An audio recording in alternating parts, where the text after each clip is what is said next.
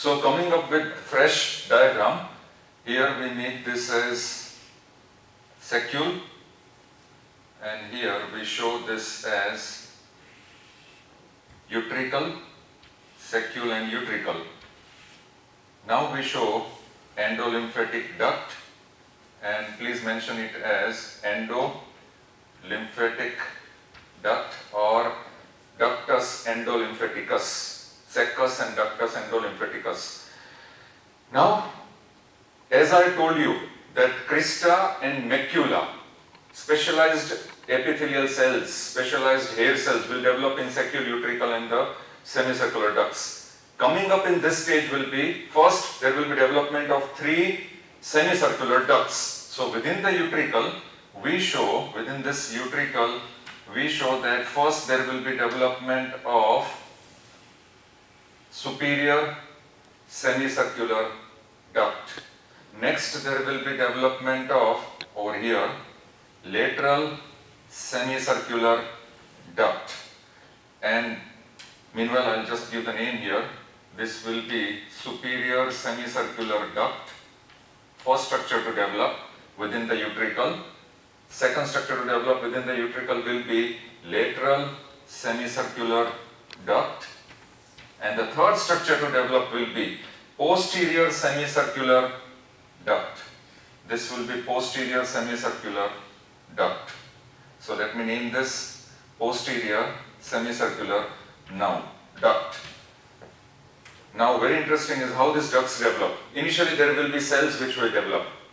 These cells in the middle part will canalize, and therefore they are converted into small ducts. So therefore, please note down these 3 semicircular ducts: superior, lateral and posterior. Lateral is also called horizontal. This is horizontal basically, which we have drawn. Now these 3 ducts will open not through 6 openings, but they will open through 5 openings. This is also MCQ based question. How 5 openings? The superior and posterior together they will have one opening, common opening, which will be known as crus commune. This one. So therefore, all the 3 semicircular ducts will open in the utricle through 1, 2, 3, 4, 5 openings. Now each duct will have one dilated end, one non-dilated end. The portion where dilated end is known as ampullary portion. So either of the 2 openings, one will be dilated, which is called ampulla. And in that ampullary opening, there will be presence of the cells. Which cells? Specialized epithelial cells. So here I am going to make this. These specialized epithelial cells will be present, and they are called crista ampullaris. They are called crista ampullaris. Please note down. Crista ampullaris. CRISPAE. These are the various stages in development. So crista ampullaris. What is crista ampullaris? They are nothing but specialized epithelial cells which will develop now within these ducts. And which portion of ducts? In the ampullary portion of the ducts. So each duct will have at least one ampullary portion. So they are called crista. CRISTAE. Note down the spelling. Crista ampullaris. What is this crista ampullaris? They will convey, they are the receptors for conveying kinetic equilibrium, kinetic balance. When you are in motion, when the person is in motion, at that time he will have kinetic balance which is regulated by crista ampullaris. Similarly, saccule and utricle. Both will have various receptors. For example, if I show these receptors, and these receptors like crista, they will be known as, these receptors will be known as maculae. Spelling will be M-A-C-U-L-A-E. M-A-C-U-L-A-E, maculae. Maculae is also specialized epithelial receptors which will develop within saccule and utricle. What will they regulate? They will regulate the static equilibrium, static balance. You carry your balance when you are sitting, when you are in static phase, when you are just sitting straight or standing straight. At that time the equilibrium, your balance is maintained by maculae. They are the second to develop.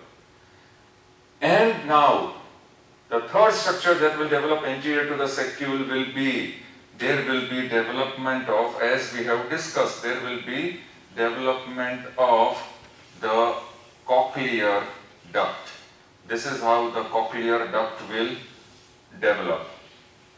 And this cochlear duct will have 2 and 3/4 of the tongue. 2 first tongue, second tongue, and 3/4 of the tongue. That is cochlear duct. So with this we finish the membranous labyrinth.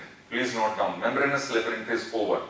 Now we come to bony labyrinth, our second phase. So in the bony labyrinth, if we come down over here, I will just rub down and we will write down now bony labyrinth.